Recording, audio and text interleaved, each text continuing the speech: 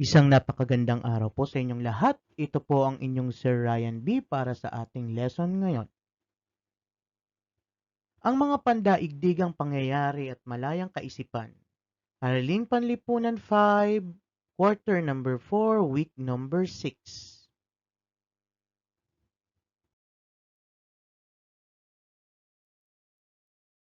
Panimula.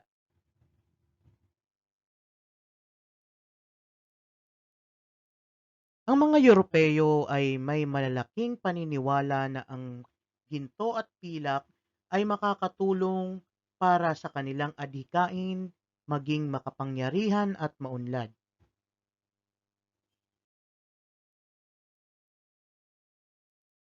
Ang merkantilismo ay isang sistemang pang-ekonomiya na lumaganap sa Europa na naghahangad ng pagkakaroon ng maraming ginto at pilak bilang tanda ng kayamanan at kapangyarihan ng bansa.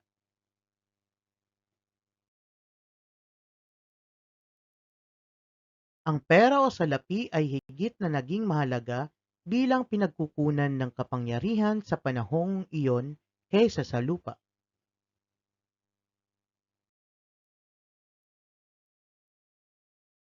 Ang mga bansang sumunod sa sistemang merkantilismo ay higit na marami ang iniluwas na produkto kaysa sa inangkat na produkto mula sa mga kolonya ng bansa.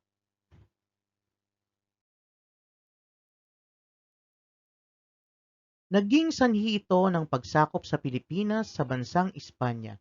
Sa paglipas ng panahon, may ilang pangyayari sa mundo noong ika-19 na siglo na nagbunsod sa pagsilang ng diwang nasyonalismo ng bansa.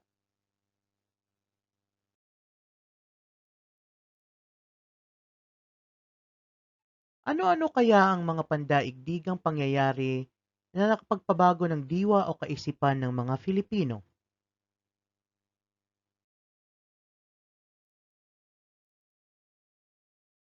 Paano kaya lumitaw ang kaisipang La Ilustrasyon?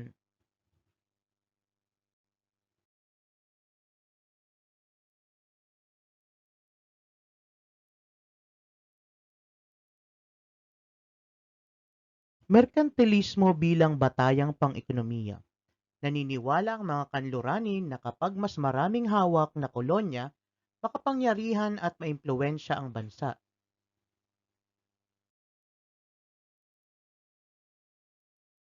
Ang pangunahing pakay ng mga Europeo sa pangungolonya ng mga bansa sa Asya tulad ng ginawa ng Espanya sa Pilipinas ay upang mapalago ang kanilang ekonomiya.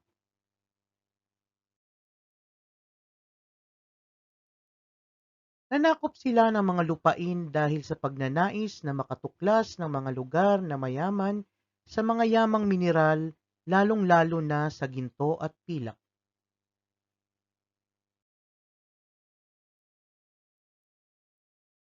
Ang sistemang merkantilismo ay may kinalaman din sa layuning ito.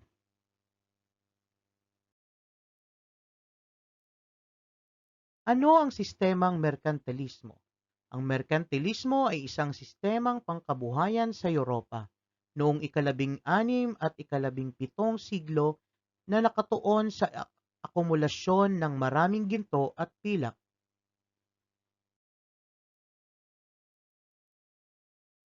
Naipapakita ang yaman ng isang bansa batay sa dami ng mga kayamanan nito.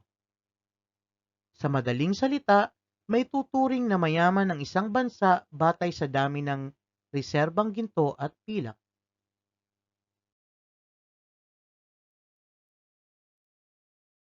At dahil salat o kulang sa mga likas na yaman ang mga bansa sa Europa, sila ay naghanap ng mga lugar na maaaring pagkunan ng mga likas na yaman. At dito na nga nag-umpisa ang kolonyalismo.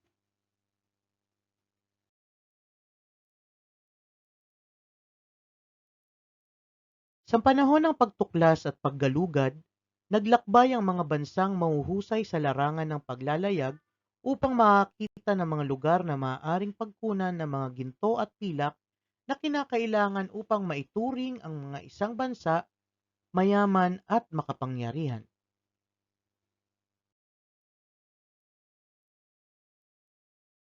Isa rin ito sa mga dahilan kung bakit sinakop ng mga Kastila ang Pilipinas dahil sa mga gintong palamuti na isinusuot ng ating mga ninuno. Nahumaling ang Espanya sa ating bansa at tuluyan na nga itong ginawang kolonya.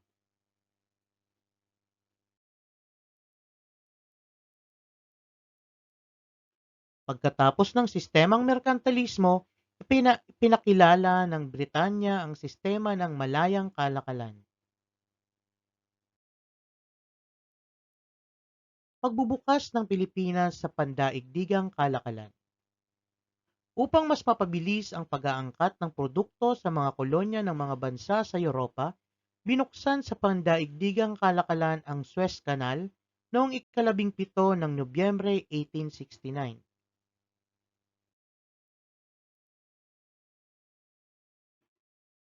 Ang pagbubukas ng kanal na ito na nagdurugtong sa Mediterranean Sea at Red Sea ay naging dahilan upang mapadali sa isang buwan ang paglalakbay sa pagitan ng Espanya at Pilipinas.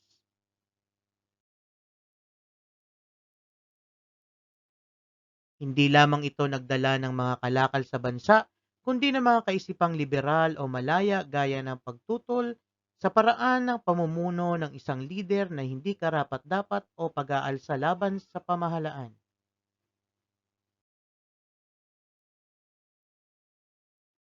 Paglitaw ng gitnang antas ng lipunan. Dahil sa pag-unlad ng ekonomiya ng bansa ay nagkaroon ng panggitnaang antas ng talo sa lipunan at ito ay kinabibilangan ng mayayamang Pilipino na tinawag na mga ilustrado.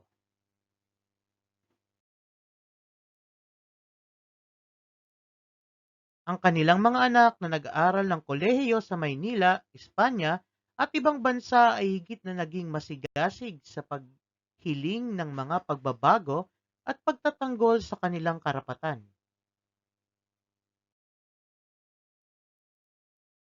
Paglitaw ng gitnang antas ng lipunan, ilustrado.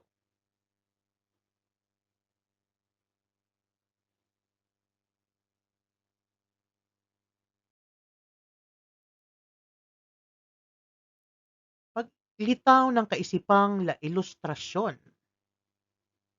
Nagkaroon ng pagbabago sa pag-uuri ng mga tao sa lipunan kaugnay ng kalakalang pandaigdig.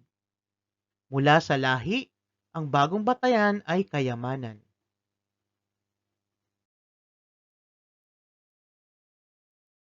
Sa usaping yaman at edukasyon, nahigitan ng ilang Pilipino ang mga Espanyol. May bagong uring nabuo. Ang pangkat na ito ay kilala bilang panggitnang uri.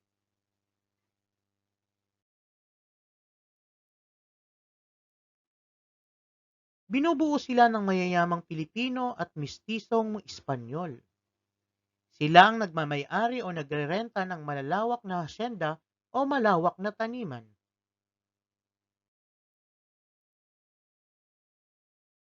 Sa kabila nito, mababa pa rin ang tingin sa kanila ng mga Espanyol.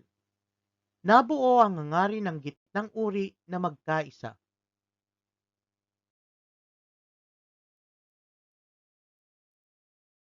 Hinangad nilang magkaroon ng kalayaan at karapatang pulitikal, kagaya ng mga Espanyol.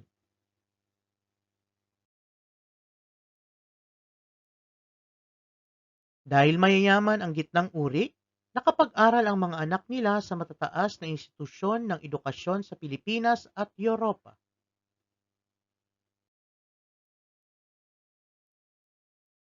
Tinawag na ilustrado ang mga Pilipinong nagkaroon ng formal na edukasyon sa mga pamantasan.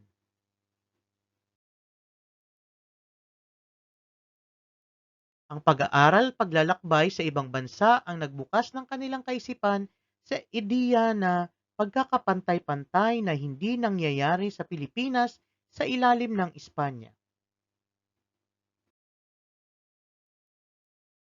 Paglitaw ng kaisipang la ilustrasyon. Kalaunan sila ay nakabuo ng kilusang propaganda na humingi ng pagbabago mula sa Espanya.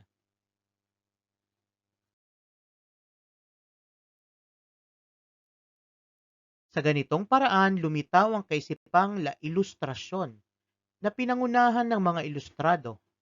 nangangahulugang mga naliwanagan.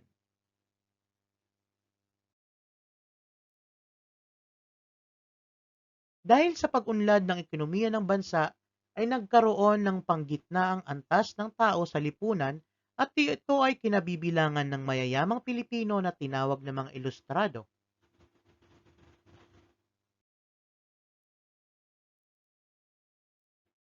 Ang kanilang mga anak na nag-aaral ng kolehiyo sa Maynila, Espanya at iba pang bansa ay higit na naging masigasig sa paghiling ng mga pagbabago at pagtatanggol sa kanilang karapatan.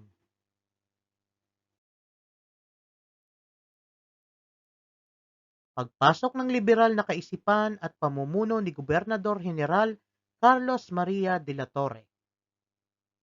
Ang pagbubukas ng Suez Canal na nagdurugtong sa Mediterranean Sea at Red Sea ay hindi lamang nagdala ng mga kalakal sa bansa kundi ang mga kaisipang liberal o malaya gaya ng pagtutol sa paraan ng pamumuno ng isang lider na hindi karapat-dapat o pag-aalsa laban sa pamahalaan.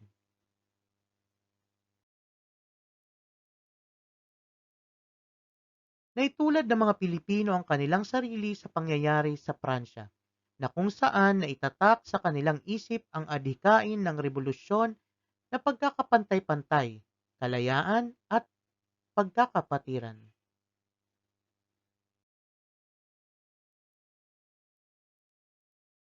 Noong ika-19 ng Setyembre 1868, sumiklab ang isang himagsikang Spain.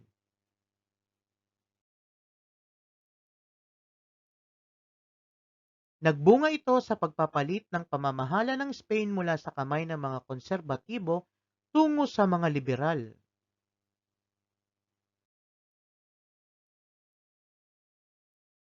Sa panahong ito, ipinadala bilang bagong gobernador general sa Pilipinas si Carlos Maria de la Torre.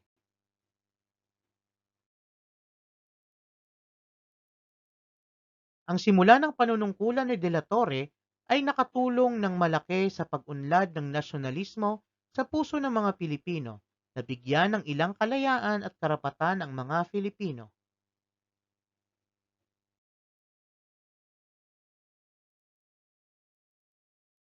Madaling nakuha ni de la Torre ang pagtitiwala ng mga Filipino.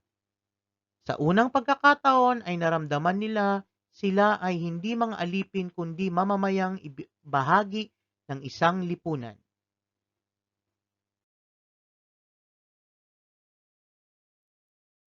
Ang panunungkulan ni De La Torre ay nagbigay ng ibayong pagsusumigasig sa mga Pilipinong ipagpatuloy ang kanilang nasimulan na lalo pang umigting sa pagdaan ng panahon.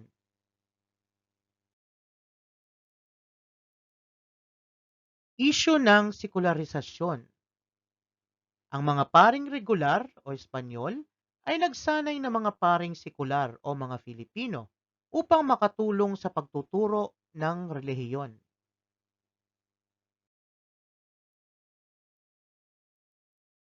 Itinadhana ng Konseho ng Trent na ang mga paring regular ang namuno sa mga misyon at sa pagpapalaganap ng Katolisismo, samantalang ang mga paring sekular ang mamamahala sa mga parokya ng bansa.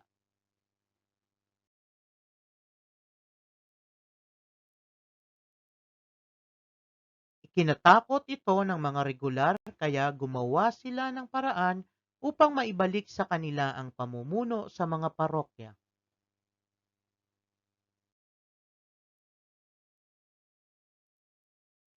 Hindi nagustuhan ng mga sekular ang pamamalakad ng simbahan sa bansa sa ilalim ng mga regular kaya binuo nila ang kilusang sekularisasyon na humihiling ng pantay na karapatan ng mga paring sekular at regular.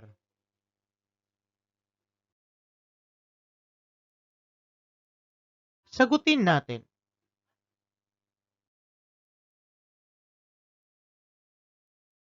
ano ang tawag sa sistemang pangkabuhayan ng Europa noong ika-17 at ika-17 siglo na nakatuon sa akumulasyon ng maraming ginto at pilak?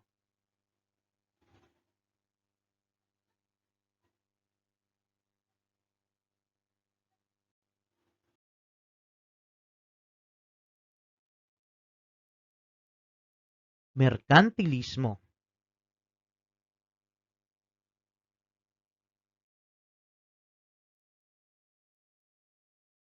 Bakit sinakop ng Espanya ang Pilipinas?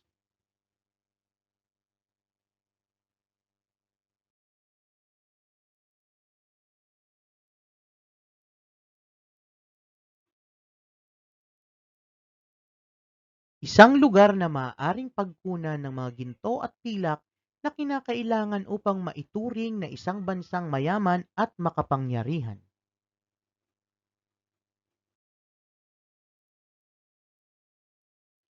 Ano ang pandaigdigang pangyayari tungo sa pakikibaka ng bayan ang ipinakilala?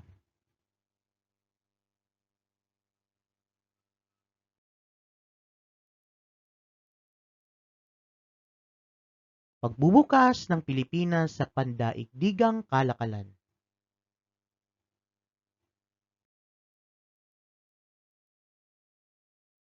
Paano nakatulong ang kalakalang pandaigdig tungo sa pakikibaka ng mga Pilipino para sa kalayaan?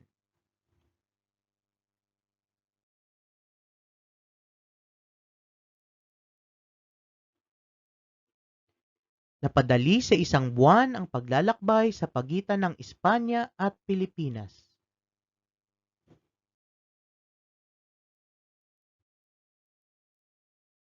Bakit mahalaga ang paglitaw ng gitnang uri ng lipunang Pilipino sa pagbuo ng Diwang Makabayan? Kamalayang pambansa ng mga Pilipino.